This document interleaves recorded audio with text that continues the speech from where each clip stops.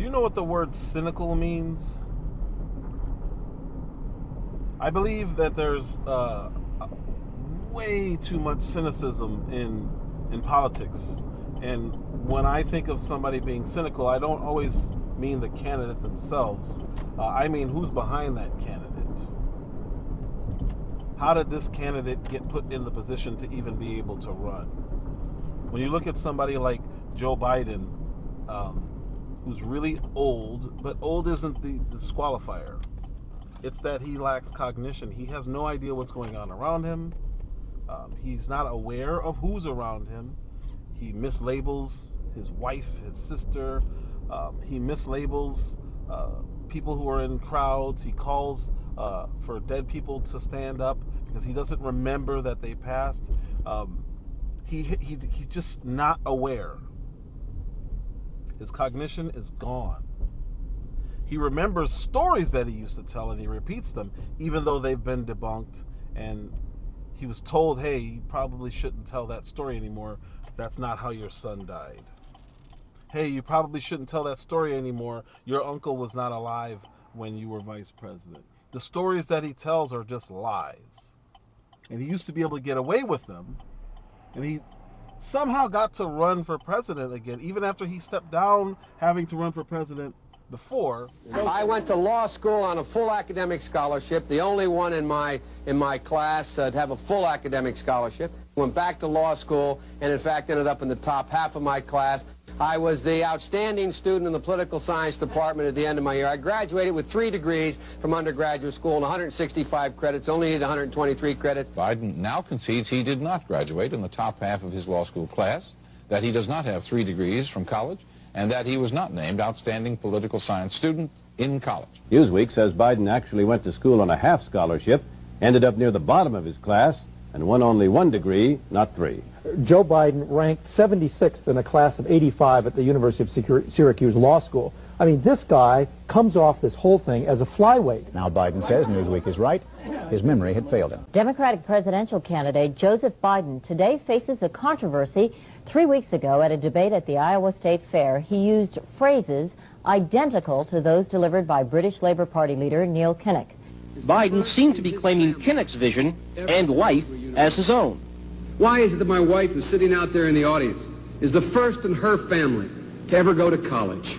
Why is Gladys the first woman in her family in 1,000 generations to be able to get to university? My ancestors who worked in the coal mines in northeast Pennsylvania don't come up after 12 hours and play football. 8 hours underground and then come up and play football. It's because they didn't have a platform upon which to stand. There was no platform upon which they could stand. I should have said, to paraphrase Neil Kinnock, it's the only time I didn't, and all the times I've ever used it. But CBS News found a tape of a second instance. It reappeared in the New York Times with a new charge, that Biden had appropriated a famous litany from the late Robert Kennedy about what the gross national product cannot measure. It cannot measure the health of our children, The health of our children, the quality of our education, the quality of their education, the joy of their play, or the joy of their play. Biden gave Kennedy no credit. He has also quoted or paraphrased John Kennedy, Hubert Humphrey, and British Labour Party leader Neil Kinnock, all without credit.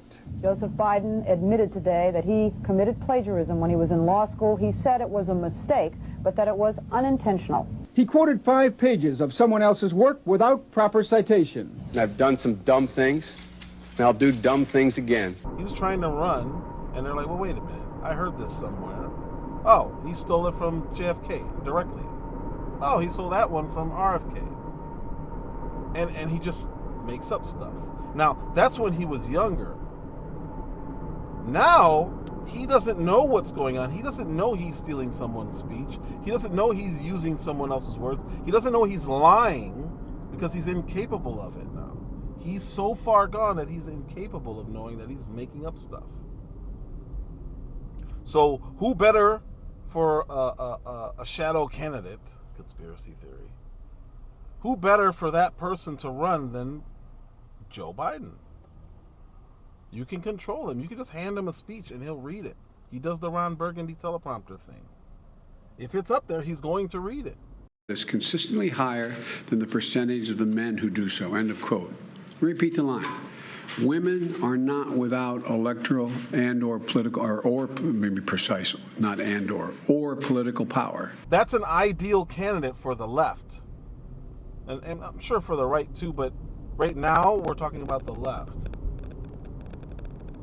So when Joe Biden was running, everyone's like, what he hasn't even stepped out of the house. He's still in his basement. He doesn't even have to campaign because the left wants him out there so they can push their agenda.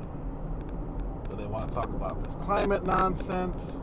Well, they want to talk about climate change until there's a climate disaster and there's a mushroom cloud of chemical smoke. Then they don't want to talk about climate. When there's a huge fire of plastics, they don't want to talk about climate. They want to push their agendas in a way that they want to push them without anyone pushing back and asking questions. So they don't want the candidate to say, well, wait a minute. Are we sure that's true? No, they don't want that. They just want a guy to go out and push a story behind a nice, old, friendly Uncle Joe personality. That's perfect for them. They love it. Just think about their candidates. Between Fetterman, Biden, and Kamala Harris. Kamala Harris is like, come on. As we all know, elections matter. And when folks vote, they order what they want, and in this case, they got what they asked for. It is time for us to do what we have been doing, and that time is every day. Every day it is time for us to agree. Talking about the significance of the passage of time. Right? The significance of the passage of time. So when you think about it, there is great significance to the passage of time. I am here, standing here on the northern flank, on the eastern flank, talking about what we have in terms of the eastern flank and our NATO allies. Russia decided to invade a smaller country called Ukraine. So basically that's wrong. We've been to the border. You haven't been to the border. And I haven't been to Europe. And I don't know. We must together work together to see where we are headed, where we are going, and our vision for where we should be, but also see it as a moment, yes, to together address the challenges. We have the ability to see what can be, unburdened by what has been, and then to make the possible actually happen. What is at stake at this very moment? What is at stake this very moment are some of the guiding principles around the NATO alliance. As it relates to what we need to do domestically as well as what we need to do in terms of this issue generally, we have, as the President said, reevaluated what we're doing. Based on what we've just been able to see, and because we've seen it or not doesn't mean it hasn't happened. But just limited to what we have seen. I think John Fetterman is a man, and he ran for office, and he had a stroke, and he still got elected. Bob and Doug returned to the Kennedy Space Center. They suited up, they waved to their families, and they rode an elevator up nearly 20 stories. They strapped in to their seats and waited as the tanks beneath them filled with tens of thousands of gallons of fuel. And then they launched. Yeah, they did. Bob and Doug, we campaign with the plan. Uppercase T, uppercase P, the plan. And then the environment is such that we're expected to defend the plan. Exhaust, no diesel smell. The bus has Wi-Fi, and even USB outlets next to every seat. I mean, come on, imagine. You can charge your phone on your way home from work. That's good stuff. Like, this is who they have in power. So then you look at Pittsburgh, and you had a guy named John Fetterman running. Now, Fetterman was even worse because he was coming off of a stroke. He sat for a couple months, and they put him right back on the trail. You can count on us to eliminate the filibuster if you come out and step with us. We will be able to stand with you in D.C. I gave away the lieutenant governor in Pennsylvania, the only lieutenant governor in the history to do that. And let's get some stuff done for America. Who would ever think that I would be the normal one in the race here, you know, with that? He didn't know what was going on. He couldn't speak, he couldn't listen, and he couldn't follow along with what was going on around him. Lester, because of his stroke, Fetterman's campaign required closed captioning technology for this interview to essentially read our questions as we asked them. And Lester, in small talk before the interview, without captioning, it wasn't clear he was understanding our conversation. But he's perfect. We even had some media people saying, man, he could actually run for president. He'd be a great candidate for president. Fetterman as a nominee at some point for president. I know there's some variables, obviously, but just a few. Would he really? So he can keep with the agenda that you guys want by having the people around him be the actual leaders, unelected leaders. And when I see someone like Fetterman who can't speak and who uses the excuse that I can't respond to your verbal cues or your physical cues or to what you're saying at this particular time, I need to be able to read it.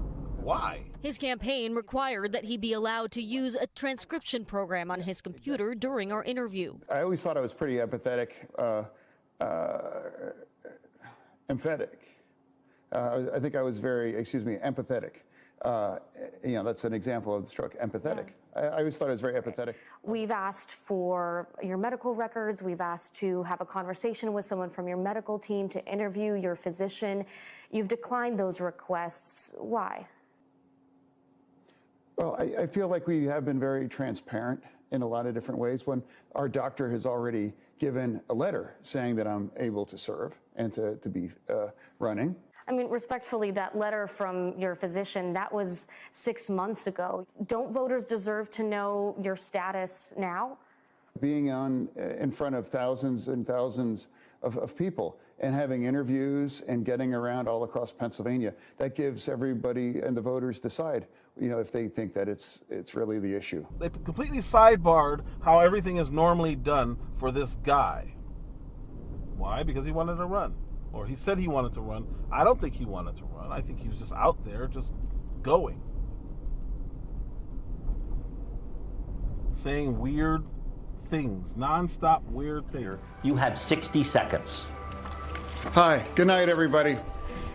I'm running to serve Pennsylvania. Had no idea what was going on. He has remnants. He remembers some of the things he used to say.